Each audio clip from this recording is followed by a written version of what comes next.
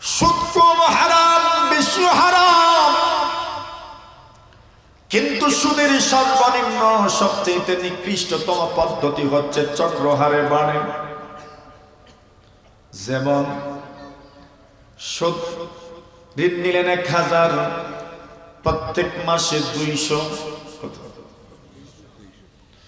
এক মাসে 200, যদি এক মাসে পরিশোধ করে দেন 200 দিলেন, শেষ হয়ে গেল।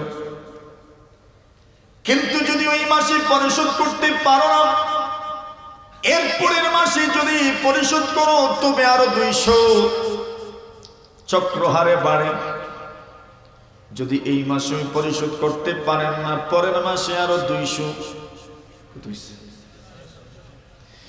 যদি এই মাসে পারো না, এর পরের মাসে দিও, আরো 200 দিবা। কত হইছে হিসাব রাখো। এই মাসেও যদি পারো না গো, এর পরের মাসে দিও, তবে আরো কত, আরো কত, 200। 5 মাসে কত হইছে? এই যেটা কইলা এটা কি আমেরিকায় চলে? দর্শক আছে, ভুল কইছি আমি। মাসে মাসে কত? হ্যাঁ, 200। এখন সুদখোর যারা হয়, এদের ইউনিটিও আছে, এদের একটা সংগঠন আছে, সুদখোর সংগঠন। যদিও নাম নাই, যদিও এটার আত্মপ্রকাশ হয় নাই, কিন্তু মনে মনে সংগঠন আছে না? এর মানে হলো 1200 নিবা, কম নিতে পারবা না। যদি এইভাবে নেওয়া হয়, 5 মাসে যদি 1000 হয়ে যায়, এবার সুদখোর যারা, এদের মধ্যে নিয়ম আছে, যখন মূলের সমান লাভ হয়ে যাবে, তখন ওই লাভটাকেও মূলের সঙ্গে যুক্ত করা হবে। ঋণ ছিল 1000, 5 মাসে সুদ হইছে কত? এখন মূল পুঁজি হলো, আপনার দেখি বড় ইনসাফ আছে। এখন মূল পুঁজি হলো 2000।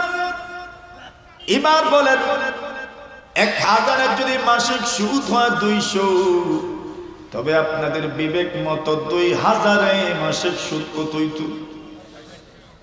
বড় ইনসাফ হলো মানুষ। কেন 1000-এ মাসিক সুদ 200, 2000-এ মাসিক সুদ 400। যদি 5 নম্বর মাসে দিতে পারেন না, 6 নম্বর মাসে দিবেন। কিন্তু এখন 200 দিলে হবে না, বরং 400 দিতে হবে।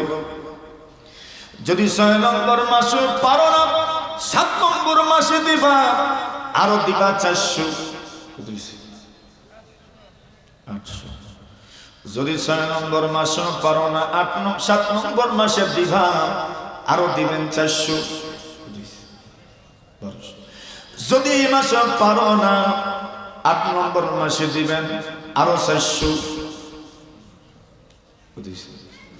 হিসাব তো ফাঁকা দেখি।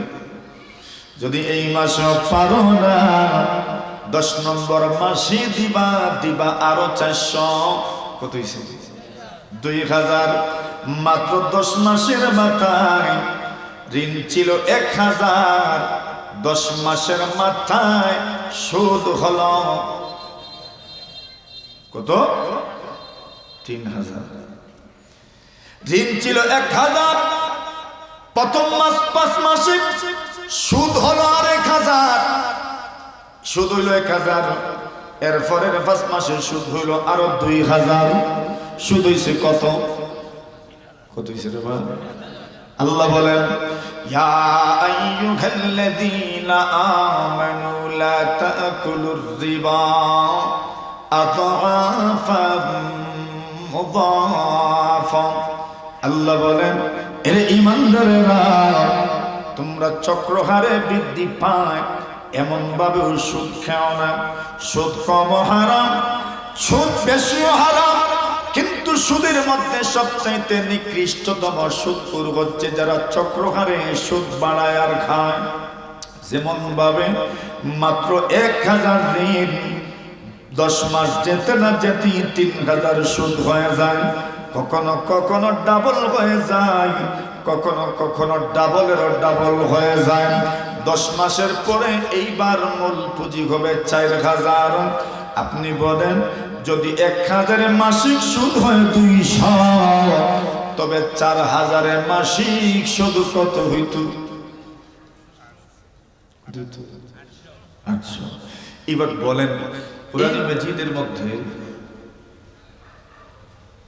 এমন একটি পাপ, যেই পাপ করা মানে আল্লাহ এবং নবীর বিরুদ্ধে যুদ্ধের নামান্তর, ওই পাপের নাম হলো সুদ খাওয়া।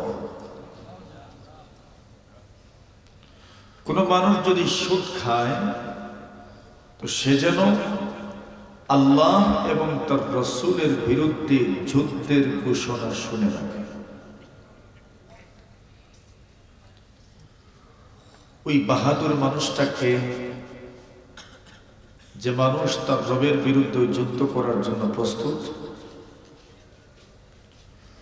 ওই বীর পুরুষ বা বীর মহিলাকে, যে তার রব এবং তার নবীর বিরুদ্ধে যুদ্ধের জন্য প্রস্তুত,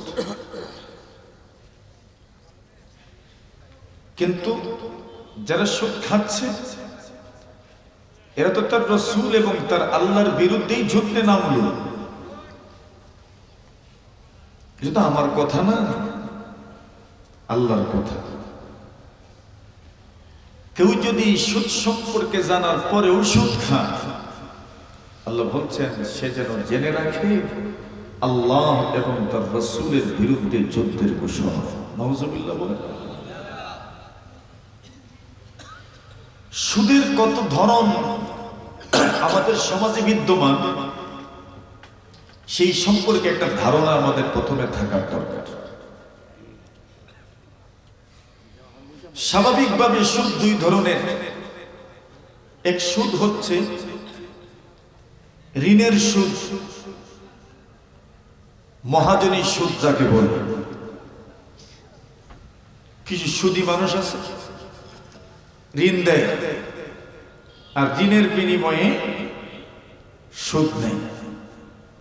এটা তো আপনারা দেশ নাই মানে।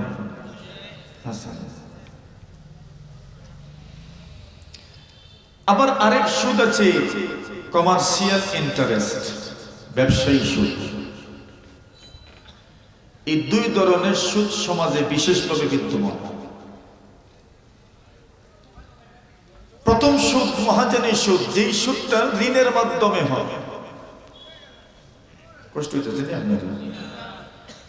এত সকাল কষ্ট রইল না, কষ্ট তো রইল না। ফলে একজন মানুষ যদি ঋণ দেয়, এই ঋণের বিনিময়ে 1 মাসের জন্য উদাহরণস্বরূপ 1000 টাকা ঋণ দিলেন, মাস শেষে 1000 তো আনলেন, সাথে আরো 200 নিলেন। 200 নাম কি? সুদ। এই সুদকে আমরা গ্রাম দেশ লাভ বলে। কি বলে? লাভ। এটাকেই আরবি ভাষায় রিবা বলে, এটাকেই ইংরেজি ভাষায় ইন্টারেস্ট বলে, আর এটাকেই শুদ্ধ বাংলায় কি বলে? সুদ বলে। এখন আমরা ইন্টারেস্টও বুঝি, রিবা কম বুঝি। আরবি তো বাংলা সুদও বুঝি, গাওয়ালি লাভও বুঝি। মাতুন না আপনারা বুঝুন না আপনারা? যারা সুদ খায়, কমায় দেন অবশ্য কমানো। যারা সুদ খায়, এই মানুষগুলোর পরিণতি কেমন হবে সেটা আমরা পরে আলোচনা করছি।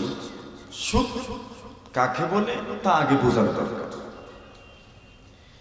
একজন মানুষ ঋণ দিল, ঋণ যিনি দিলেন উনিও যদি কোনো লাভের কথা উল্লেখ করেন না, আর যে ঋণ নিল, ঋণ গ্রহীতা, এই ব্যক্তিও ঋণদাতাকে বলল না যে আমি আপনাকে এই পরিমাণ লাভ দিব, কোনো চুক্তি নাই, আর ওই লোকটা সময়ে যখন পরিশোধ করলো ওই সময় যদি কিছু টাকা বাড়ায়া দেয়, শরীয়তের পরিভাষা এটাকে সুদ বলে না। দুটো ধরনের ঋণ পরিশোধের সময় কিছু বাড়ায়া দেওয়া যদি চুক্তি সাপেক্ষে হয় তার নাম সুদ। চুক্তি নাই, ঋণদাতারও চুক্তি নাই, ঋণ গ্রহীতারও চুক্তি নাই। ঋণ গ্রহীতা মনে মনে ভাবলো আল্লাহর বান্দার কাছ থেকে আমি 50,000 টাকা আনলাম, 2 মাস সময় খাটাইলাম, তো তার সাথেও তো আমার একটা সুন্দর আচরণ হওয়া দরকার। ওই সে নিজের থেকে ঋণ পরিশোধ করার সময় 1,000 টাকা বা 2,000 টাকা চুক্তি ছাড়া পরিশোধ করলো, বাড়াইয়া দিল। এটাকে শরীয়তের পরিভাষা সুন্দরভাবে ঋণ পরিশোধ বলে। সুবহানাল্লাহ কইবেন না? শরীয়তের পরিভাষায় কি বলে? না না, শালী ঋণ পরিশোধ তো 50 দিলেই তো ঋণ পরিশোধ। এটা বলে সুন্দরভাবে ঋণ পরিশোধ করা। আল্লাহর রাসূল সাল্লাল্লাহু আলাইহি ওয়াসাল্লাম বলছেন কোনো চুক্তি নাই, কিন্তু আপনি আপনার বিবেকের তাড়নায় তাকে 500 টাকা পকেটে ঢুকাইয়া দিলেন ও বললেন কিছু খাইছে রে বলতে। কেন? তার টাকাটা আপনি ব্যবহার করেছেন। বলছেন এটা সুন্দর পরিশোধের অন্তর্ভুক্ত, ওইটা সুদ না। কিন্তু যদি চুক্তি করে আমাকে এত দিতে হবে, অথবা যে ঋণ গ্রহণ করছে সে চুক্তি করলো মাসে আপনাকে 200 দিব, অথবা চুক্তি নাই, শব্দ নাই, কিন্তু জানা আছে এর কাছ থেকে ঋণ আনলে এত দেওয়া লাগে, মানুষ নাই। এই অবস্থাতে যদি আপনি ঋণ পরিশোধ করার সময় বেশি দেন তবে তার নাম সুদ। আল্লাহ তাআলা কোরআনে মাজিদের মধ্যে বলছেন ইয়া আইয়ুহাল্লাযীনা আমানু, হে ঈমানধারীরা। আমরা কি বলে তো আল্লাহ কারে ডাকছেন? আমরা আল্লাহ কি বলছেন? লা তাকুলুর রিবা আযাফাম মুযাফা। আল্লাহ বলছেন সুদ চক্রহারে বাড়ে, এমন ভাবে তোমরা সুদ গ্রহণ করো না। আল্লাহ বুঝায় দিয়েছেন বান্দা মালিক, সুদ কম হারাম, বেশি হারাম, কিন্তু সুদের সর্বনিম্ন সবচেয়ে নিকৃষ্টতম পদ্ধতি হচ্ছে চক্রহারে বাড়ে। যেমন সুদ ঋণ নিলেন 1000, প্রত্যেক মাসে 200, এক মাসে 200, যদি এক মাসে পরিশোধ করে দেন 200 দিলেন, শেষ হয়ে গেল। কিন্তু যদি ওই মাসে পরিশোধ করতে পারো না, এরপরের মাসে যদি পরিশোধ করো তবে আরো 200, চক্রহারে বাড়ে। যদি এই মাসে পরিশোধ করতে পারেন না, পরের মাসে আরো 200। যদি এই মাসে পারো না, এর পরের মাসে দিও, আরো 200 দিবা।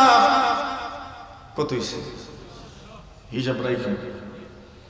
এই মাসে যদি পারো না গো, এর পরের মাসে দিও, তবে আরো কত? আরো কত? 200। 5 মাসে কত হইছে? এই যেটা কইলা এটা কি আমেরিকায় চলে? দর্শক আছে, ভুল কইছি আমি। নতুন দেশে মাসে মাসে কত? হ্যাঁ 200। এখন সুদখোর যারা হয় এদের ইউনিটিও আছে, এদের একটা সংগঠন আছে, সুদখোর সংগঠন। যদিও নাম নাই, যদিও এটার আত্মপ্রকাশ হয় নাই, কিন্তু মনে মনে সংগঠন আছে না? এর মানে হলো 1200 নিবা, কম নিতে পারবা না। যদি এইভাবে নেওয়া হয়, 5 মাসে যদি 1000 হয়ে যায়, এবার সুদখোর যারা এদের মধ্যে নিয়ম আছে, যখন মূলের সমান লাভ হয়ে যাবে তখন ওই লাভটাকেও মূলের সঙ্গে যুক্ত করা হবে। ঋণ ছিল 1000, 5 মাসে সুদ হইছে কত? এখন মূল পুঁজি হলো, আপনার দেখি বড় ইনসাফ আছে। এখন মূল পুঁজি হলো 2000। এবার বলেন 1000 যদি মাসিক সুদ হয় 200, তবে আপনাদের বিবেক মতো 2000 মাসিক সুদ কত হইতো? বড় ইনসাফ হলো মানুষ। কেন 1000 মাসিক সুদ 200, 2000 মাসিক সুদ 400। যদি 5 নম্বর মাসে দিতে পারেন না, 6 নম্বর মাসে দিবেন। কিন্তু এখন 200 দিলে হবে না, বরং 400 দিতে হবে।